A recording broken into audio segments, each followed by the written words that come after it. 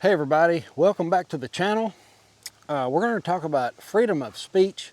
We're going to talk about what's going on in New York City. And we are also going to talk about the CDC and their plans to get everybody vaccinated and discourage hesitancy.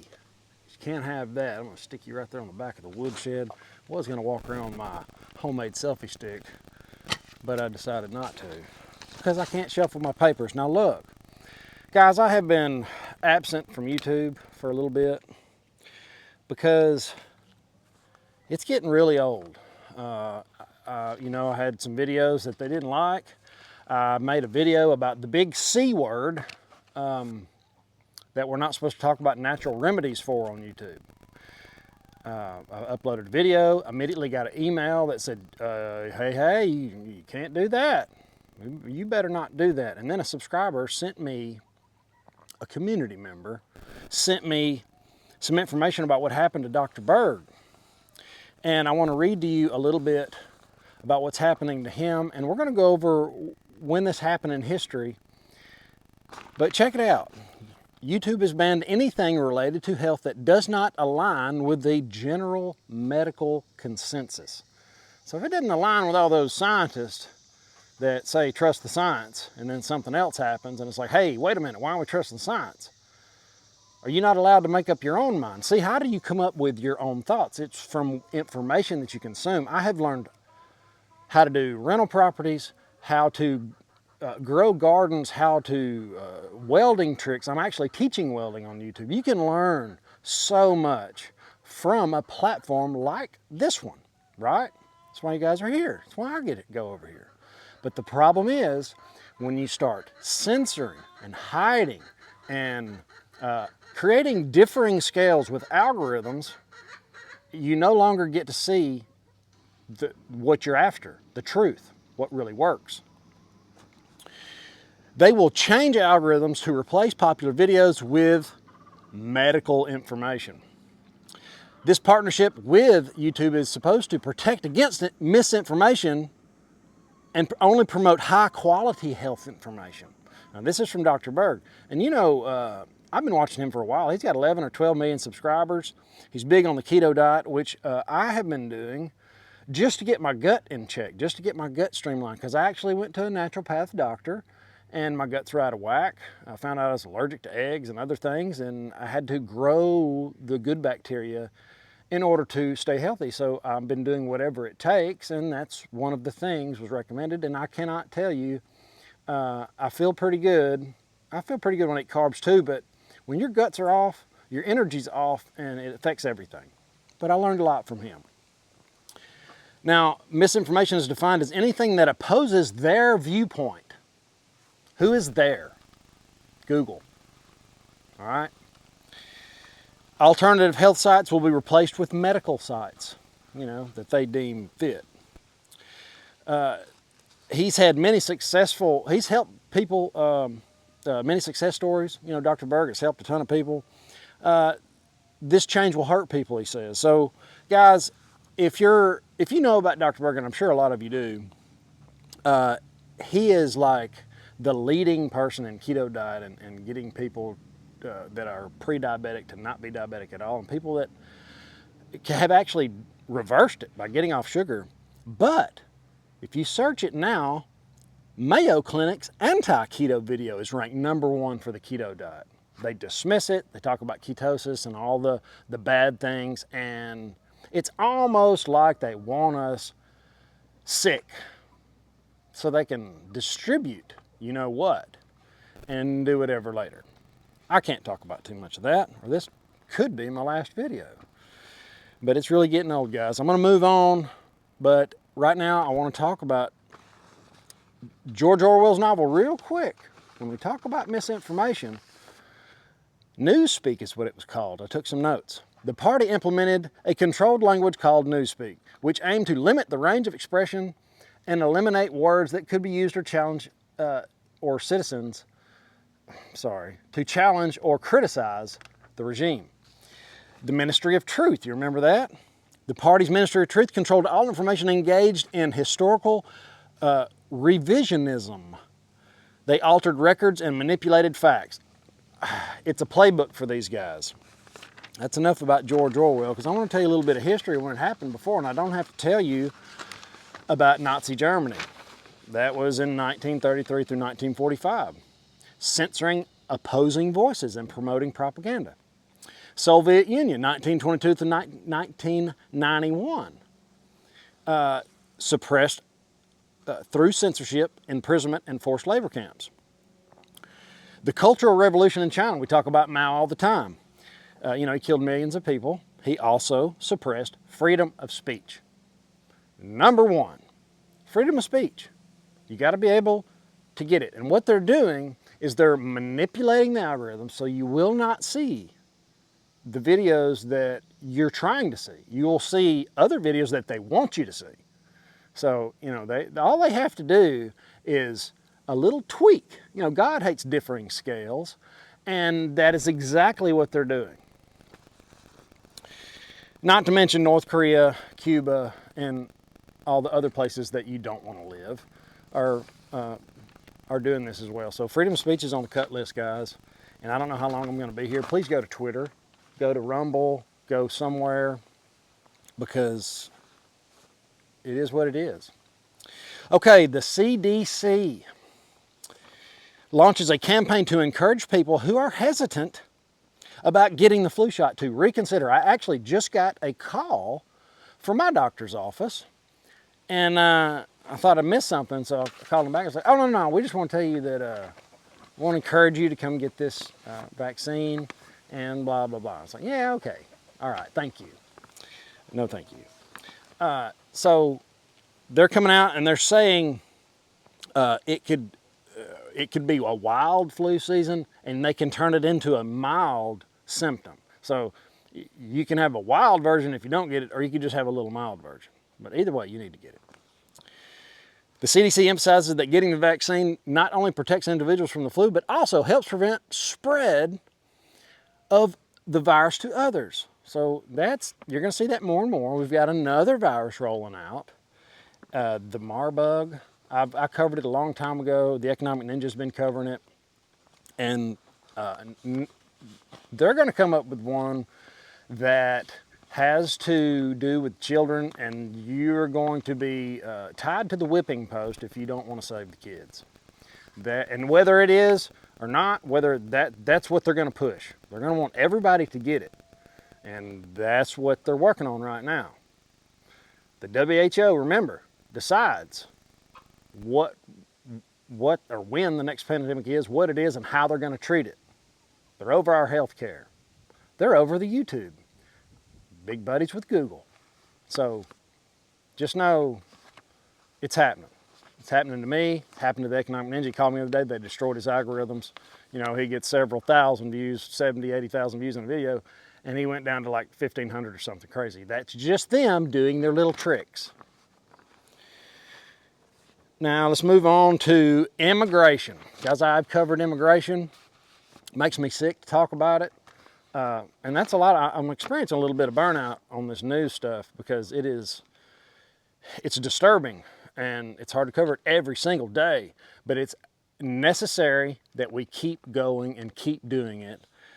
Because remember in New York, they're just belly aching about, oh, these immigrants are coming, what do we do? Well, they've realized they have been sending out the wrong message.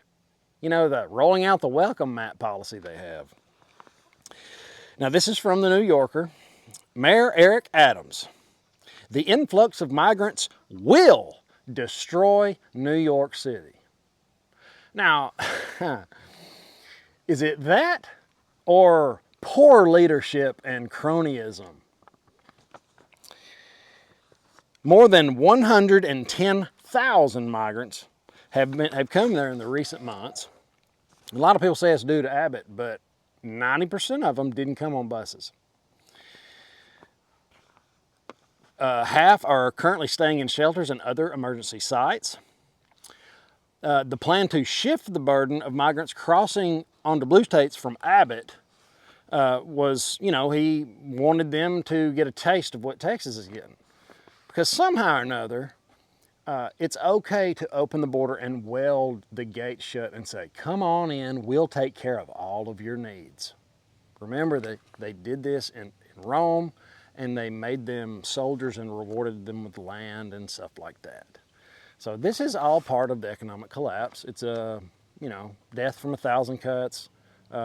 It's a war within, and our policymakers and people in charge are doing everything they can do to make it happen. There's no other way to see it. What is the other reason? Put it in the comments. If you think I'm right, tell me. If you think I'm wrong, you tell me what they're doing. Because it's obvious. Anybody that could fog a mirror could see this. Now, Adams has denounced the Biden administration by not providing enough resources to the city. It will cost $12 billion. Whoa, $12 billion for 110,000 migrants? I think this is one of those Chinese river tricks. Like, I need this much money because of this, but it doesn't really take that much money. But I need it because it does. And you better send it to me or else. And later on, nobody's held accountable, and people like Mayor Eric Adams and all the other cronies run off with the money, and the migrants get the short end of the stick. The ones that are already here, that are trying to do right and get their citizenship, that's who's going to get hurt the worst. But it started off as $1 billion, and then it went to 4, and then it went to 12, and I think it even went up from there. So this is just going to be, don't let a crisis go to waste. It was $1 billion, and now it's all of a sudden $14 billion. Who's going to pay that? We are, through taxes, always. Never forget that.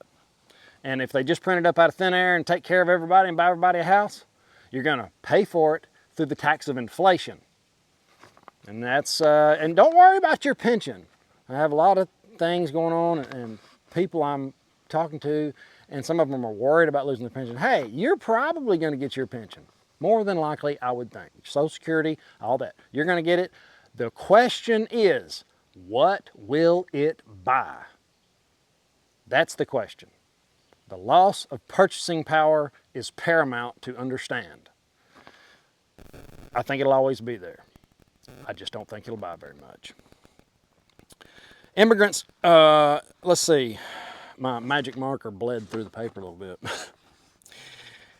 In the late 1970s, housing advocates brought a lawsuit that got a settlement in which New York City agreed to provide housing for every man who seeks it.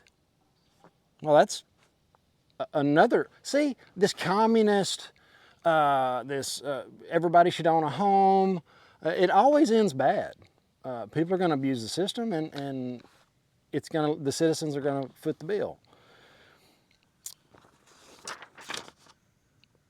Now, the new migrants, see, the old migrants weren't really using this too much, but the new ones have caught on. New migrants had not used this settlement before at this magnitude. If you're coming to New York City, you must provide shelter. So we're talking about 11 million people that are unauthorized that live here, that haven't had this opportunity, that haven't taken advantage of it. Many of them with deep roots, been here for decades. But this new group suddenly became visible because it was used as a political weapon by Abbott, and the mayor walked right into it. He received them openly because he was trying to be anti-Abbott. So Abbott ships them up there because he doesn't want them at the Texas border. He's got enough. They've been coming over forever. They've got a lot of problems down there, guys. And it's getting worse. But being anti-Abbott, this is Adams, in the early stages, he said, come here. He rolled out the welcome mat for you. We're the welcoming Statue of Liberty. In the early stages, we should probably, now this is Mayor Eric Adams, he's recanting. In the early stages, we should probably not have actively encouraged shelter. You think? Wow. Talk about sending off mixed signals.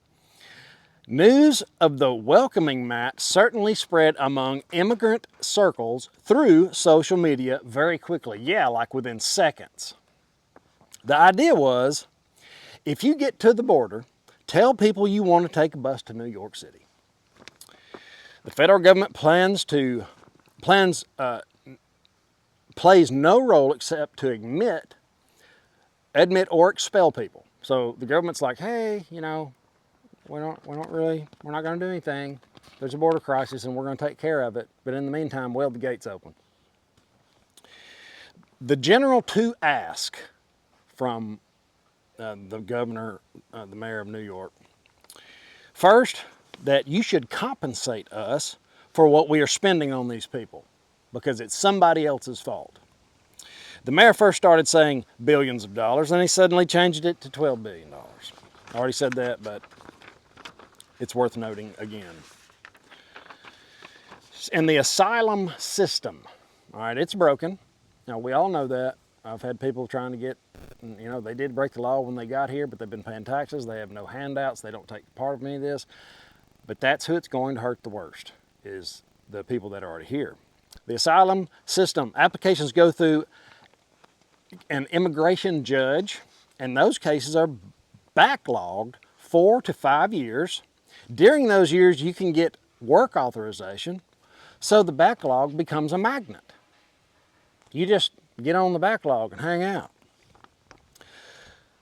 The thing people forget is that the migrant social networks are very potent. They are smart people and they know everything that's happening.